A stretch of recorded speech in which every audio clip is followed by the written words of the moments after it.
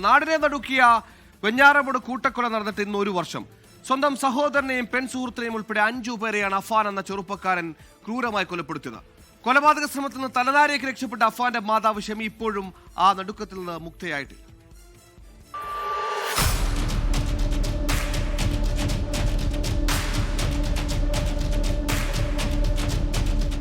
ഒരു ദിവസം 6 പേരെ ദാരുണമായി കൊലപ്പെടുത്താൻ ശ്രമിക്കുന്നു.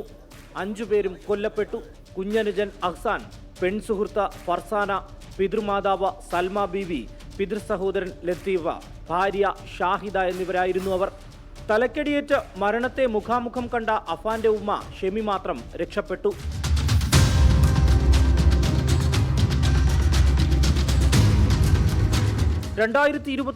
ഫെബ്രുവരി 24 വെഞ്ഞാറമൂടുകാർക്ക് അത്ര പെട്ടെന്ന് മറക്കാനാകില്ല.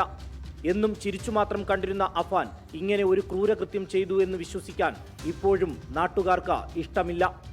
ആഡംബര ജീവിതമുണ്ടാക്കിയ സാമ്പത്തിക ബുദ്ധിമുട്ട് ഒരു ചെറുപ്പക്കാരന്റെ മനോനില മാറ്റിമറിച്ചത് പെട്ടെന്നായിരുന്നു.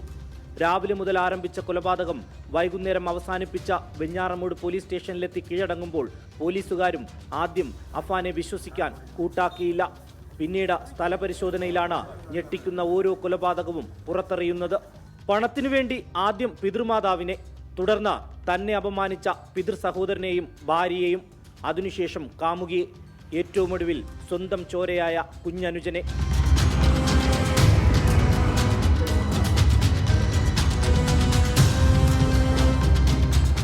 അഫാൻ ഇപ്പോഴും തിരുവനന്തപുരം സെൻട്രൽ ജയിലിലാണ്.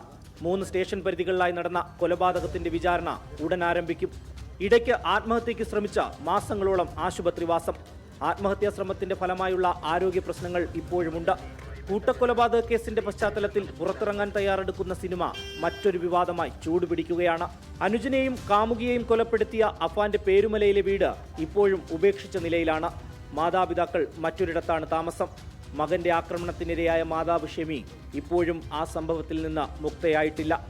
24 തിരുവനന്തപുരം. ലോകത്തെവിടെയായാലും ഏത് സമയത്തും 24 വാർത്തകളും ഓഗ്മെന്റഡ് റിയാലിറ്റി പാക്കേജുകളും എക്സ്പ്ലെയിനറുകളും വിശദമായി കാണാൻ ഞങ്ങളുടെ യൂട്യൂബ് ചാനൽ നിങ്ങൾക്ക് സബ്സ്ക്രൈബ് ചെയ്യാം.